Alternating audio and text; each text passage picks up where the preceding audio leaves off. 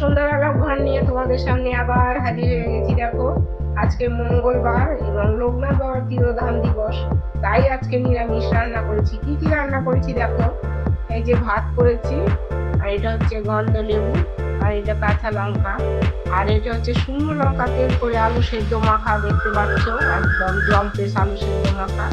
আর এটা হচ্ছে শাক ভাজা, আর এই যে পটল ভাজা, আর এটা হচ্ছে নিরামিষ থাকে।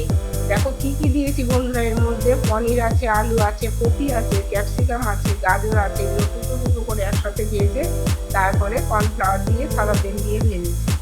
আর এইটা হচ্ছে আমরা দিয়ে মটর ডাল দিয়ে টক ডাল, আলু সেদ্ধ দিয়ে খাবে বলে। আর এটা হচ্ছে কপির ঝোল, প্লেন পাতলা কপির ঝোল, আলু কপির ঝোল। আর এইটা চাটনি। ব্যাস। আর বন্ধুরা, তোমাদের একটা কথা বলি, আমার চ্যানেলটা যদি ভালো লেগে থাকে তাহলে লাইক, সাবস্ক্রাইব এবং শেয়ার করে দিও। আর তোমরা সুস্থ এবং আনন্দে